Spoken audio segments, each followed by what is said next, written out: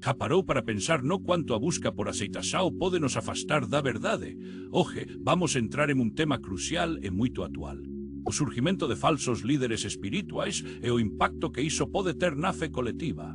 Há un eco, unha alerta que resoa por todos os cantos sobre a espiritualidade e as varias correntes de pensamento que estáose formando.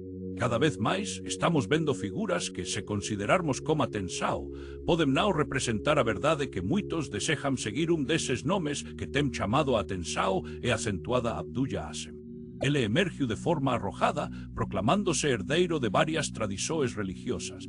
Para uns, ele é acentuada visto como apenas máis un excéntrico, mas para outros, súa aparição pode ser unha indicação asombrosa de algo moito máis sinistro, o espírito do anticristo, que moitos acreditan ser un sinal dos tempos agora, o que faz de Hasem unha figura tão notável no meio desa discussão. Non se trata apenas de súas palabras, mas do que elas representan. Esa idea de unha espiritualidade universalista que visa diluir a singularidade de figuras centrais como Cristo. O que ele representa é acentuada unha busca moderna e atraente por unha fe inclusiva, que promete conforto sen a exigencia de unha transformación pessoal real. Mas será que esa abordaje realmente leva a grave verdade? Ou, por outro lado, é acentuado un camino que nos oferece un engano sutil, conveniente, máis perigosísimo na actualidade. O mundo clama por líderes que preguen amor e paz, mas que de alguma forma eviten confrontos como a realidade do pecado, a verdadeira natureza do ser humano.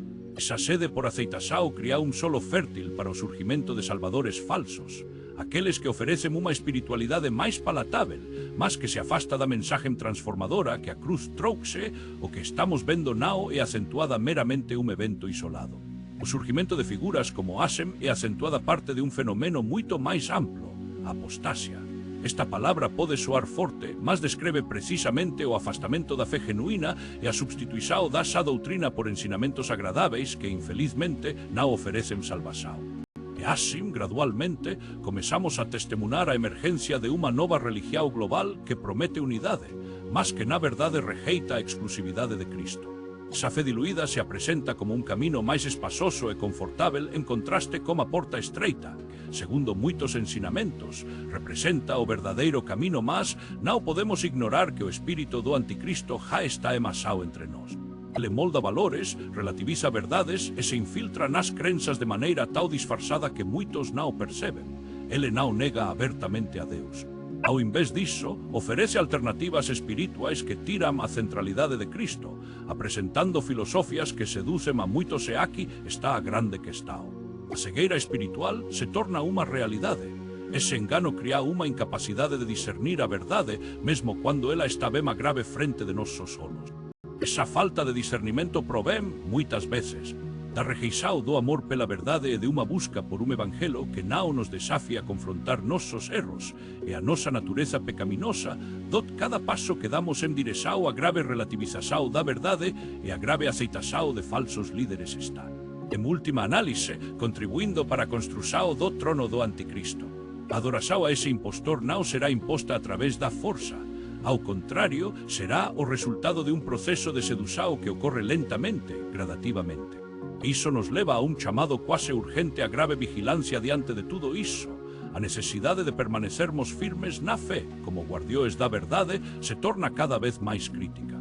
É acentuada preciso discernir os sinais dos tempos e lembrar que aquele que ofrece unha paz superficial, unha unidade que non posui fundamento, seducirá moitos. Por tanto, non debemos permitir que a superficialidade da fe tome conta de nosos corazoes. Estamos sendo chamados a cultivar unha fe que é acentuada vibrante, que é acentuada alicerçada en Cristo e que non se deixa enganar agora. Eu quero que vos se reflita sobre algo moito serio. Qual será a súa escola? Vos se permitirá que a corrente do engano te carregue ou vos encontrará firmeza na verdade que liberta? Iso non é acentuada apenas unha questão de opinar. É acentuada un convite a grave asao se vos se anseia por alinarse como a verdade e se fortalecer contra o engano. Eu te convido a declarar súa fe, dizer: eu te aceito, Senor Jesús Cristo, como meu único e suficiente Senor e Salvador, e acentuada un paso poderoso.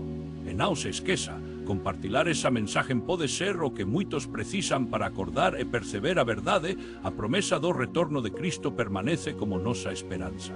En un tempo de incertezas, a vigilancia e moraxao é acentuada nosa máis forte defesa, Entao o que voce vai facer agora, a escola está en súas maos. O que esa reflexao provocou en voce. Está pronto para buscar a verdade.